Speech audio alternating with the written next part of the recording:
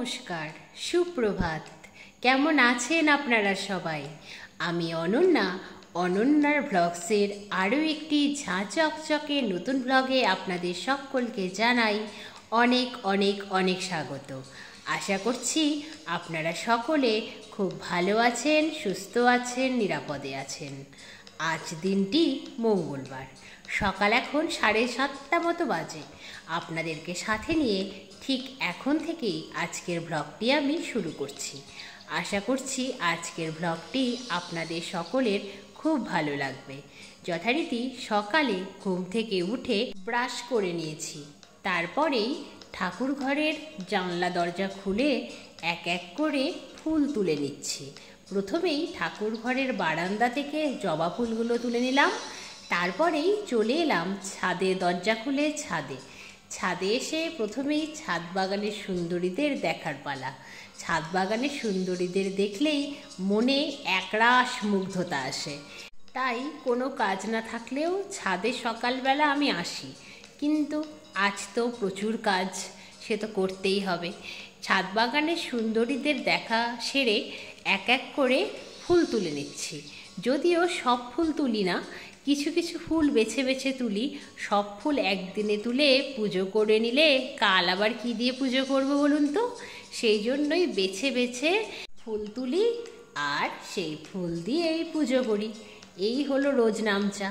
যাই হোক, আজকে একেবারে সকাল থেকেই আপনাদেরকে সাথে নিয়ে ব্লগটা তো শুরু করেছি, কিন্তু চিন্তার ব্যাপার একটাই, মায়ের কিন্তু কোমরের ব্যথার কোনো ইমপ্রুভমেন্ট নেই। যদিও রাতে পেন কিলার খেয়ে শুয়েছিল বলে ঘুমটা হয়েছে, কিন্তু সকাল থেকেই যে কে সেই আবার একই রকম ব্যথা। কী যে হলো কিছুই কিন্তু বুঝতে পারছি না।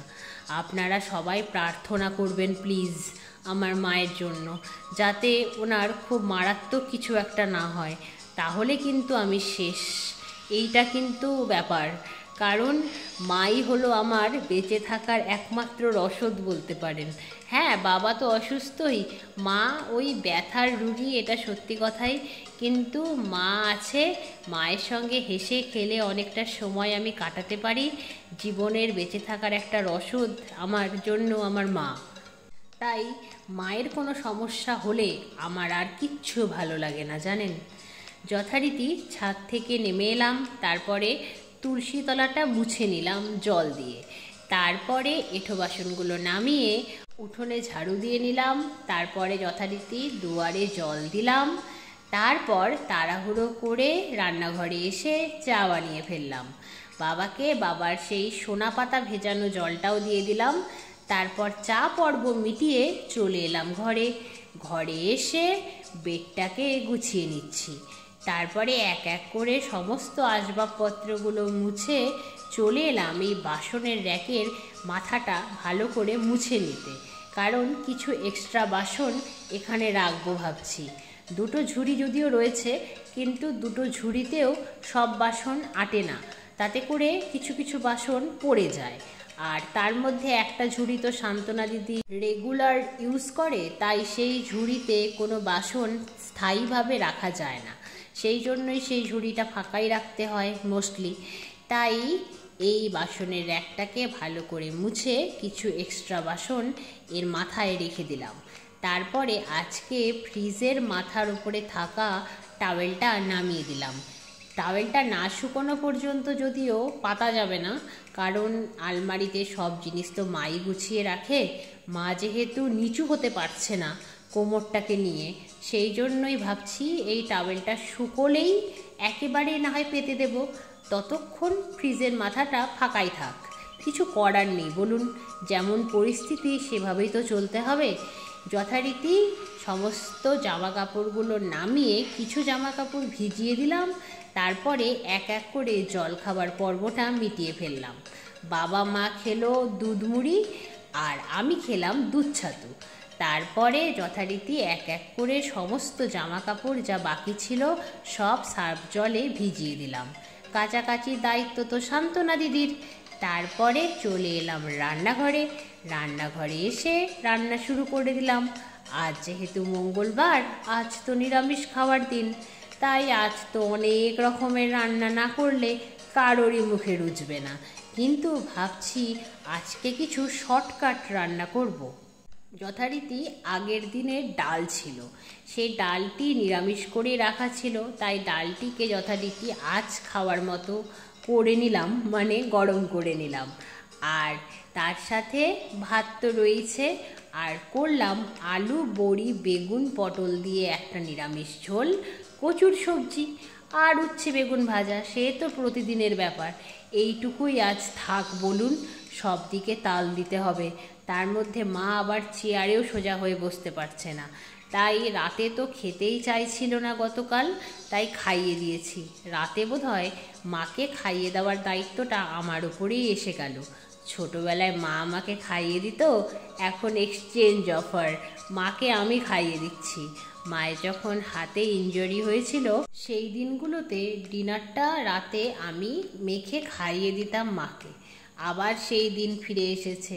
শুধু একটাই প্রার্থনা, মায়ের যেন কোমরের হাড় না ভাঙে, তাহলে কিন্তু খুব মুশকিল। সামনে দুর্গাপুজো, মাকে নিয়ে অনেক ঠাকুর দেখার প্ল্যান রয়েছে আমার, কিন্তু সবই তো ভেস্তে যাবে যদি মা সুস্থ না হয়, মায়ের কোমরের হাড়ের কোনো সমস্যা হয়। তাই ভগবানের কাছে কায়মনোবাক্যে আমার একটাই প্রার্থনা, মাকে ভালো করে দাও ঠাকুর। দুর্গাপুজো 1 বছর পর আসে, কত আশা আকাঙ্ক্ষা জড়িয়ে থাকে এই পুজোটার সাথে আপামর বাঙালির। সেই পুজোটাই যদি আনন্দ করে না কাটাতে পারি তাহলে আর কি করলাম। এমনিতেই তো জীবনে প্রচুর সমস্যা সকলেরই কম বেশি, আমারও রয়েছে। তার মধ্যে এই কটা দিন সারা বছর আনন্দে থাকার রসদ যোগায় বলুন। এই কটা দিনও যদি একই রকমভাবে কাটে বছরের 8 দিনগুলোর মতো, তাহলে আর কি বা লাভ। সেই জন্যই চাইছি মা যেন ভালো থাকে, সুস্থ থাকে, ভালো হয়ে যায় পুজোর আগে। দেখুন, আপনাদের সাথে গল্প করতে করতেই আমার রান্না বান্না কমপ্লিট হলো। তারপর জামা কাপড়গুলো ছাদে মেলে দিয়ে এলাম, তারপর রান্নাঘর গ্যাস সব পরিষ্কার করে নিলাম। তারপরে বাইরে এসে ফ্রিজটাকে ভালো করে ক্লিন করে নিলাম। তারপরে স্নান সেরে এসে ছাদে এলাম। আমার ভিজে জামা কাপড়গুলো মেলার সাথে সাথে যে জামা কাপড়গুলো মেলেছিলাম সেগুলোকেও উল্টে দিলাম, যাতে করে তাড়াতাড়ি শুকিয়ে যায়। আর এদিকে শুধু মায়ের শাড়িটাই এতক্ষণে শুকিয়েছে, তাই মায়ের শাড়িটা ভাঁজ করে নিলাম। তারপর চলে এলাম ঠাকুর ঘরে, ঠাকুর ঘরটা মুছে নিলাম। তারপরে ঠাকুরকেও ফুল দিয়ে পুজো দিয়ে নিলাম, আর প্রার্থনা করলাম মাকে সুস্থ করে দেওয়ার। তারপরে মা মেয়েতে মিলে লাঞ্চ সেরে নিলাম।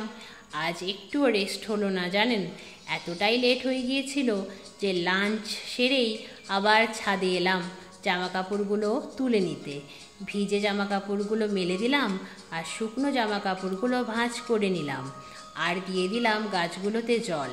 আজ তো সকাল থেকেই রোদ উঠেছে, তাই টবের মাটি শুকিয়ে গিয়েছিল, তাই জল দিয়ে নিলাম।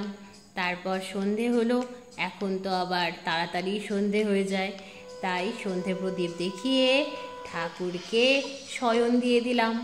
তারপরে তৈরি করার পালা সান্ধ্যকালীন চা। এই সান্ধ্যকালীন চা পর্ব সেরে একটু রেস্ট নেব জানেন, শরীরটা আর দিচ্ছে না। সারা দিন ধরে একেবারে মেশিনের মতো যেন চলছি মনে হচ্ছিল। বাবা, এই এতক্ষণে একটু বিশ্রাম নেওয়ার পালা। যাই হোক, দেখুন আপনাদের সাথে গল্প করতে করতে আমার সান্ধ্যকালীন চা বানানো হলো। চা পর্ব কমপ্লিট হয়ে যাওয়ার পরে একটু রেস্ট করলাম, কারণ সারা দুপুর সারা বিকেল জুড়ে যা ছুটোছুটি হয়েছে, তো রেস্ট করার তো সময় ছিল না, শরীরটা দিচ্ছিল না, সেই জন্য একটু রেস্ট করতেই হলো।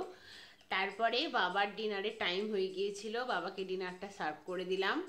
তারপরে যথারীতি আরেকটু শুয়ে এপাশ ওপাশ করলাম। তারপরে আমাদের ডিনারের টাইম হয়ে গিয়েছিল, তাই মা আর মেয়েতে মিলে ডিনারটা সেরে ফেললাম। ভগবানের অশেষ দয়ায় মায়ের পেন কালকের থেকে একটু কমেছে, আশা করা যাচ্ছে ফ্র্যাকচার হয়নি, তাই না? যাই হোক, এটাই শান্তির। তো খুব একটা না কমলেও কিছুটা তো কমেছে, আর রাতে তো সব ব্যথাই বাড়ে, মায়ের এখন ভীষণ ব্যথা করছে। তো ডিনার সেরে রান্নাঘরের যা যাবতীয় কাজ থাকে সেগুলো কমপ্লিট করেছি। তারপরে যথারীতি ঘরে এসে ব্লগটাকে এডিট করলাম। এখন ঘড়িতে বাজে 1:10। এডিটিং কমপ্লিট হলেও বাদবাকি কাজ কমপ্লিট হয়নি, কিন্তু আমার শরীরটা সত্যি আজ আর দিচ্ছে না। তাই ভাবছি এখন শুয়ে পড়ি, দেখি কালকে কত তাড়াতাড়ি উঠতে পারি। তাহলেই টাইম মতো সব কিছু কমপ্লিটও হবে, কাজও হবে, ব্লগ আপলোডও হবে। দেখা যাক কতটা কি হয়, কি করতে পারি কতটা। তাহলে আজকের মতো আজকের ব্লগটা এখানেই শেষ করছি। আবার আপনাদের সঙ্গে দেখা হবে খুব শিগগিরই অন্য একটা নতুন ব্লগে। ততক্ষণ আপনারা সবাই খুব ভালো থাকবেন, সুস্থ থাকবেন, সাবধানে থাকবেন, নিরাপদে থাকবেন। আর আজকের ব্লগটা কেমন লাগলো অবশ্যই কমেন্টে জানাবেন। ভালো লাগলে একটা লাইক করে দেবেন। আর যদি আপনারা চান তাহলে অনন্যার ব্লগস চ্যানেলটিকে সাবস্ক্রাইব করতে পারেন। এইভাবেই অনন্যার ব্লগসের পাশে থাকবেন, এইভাবেই চ্যানেলটিকে সাপোর্ট করবেন। তাহলে আজকের মতো আসি। Good night, bye bye.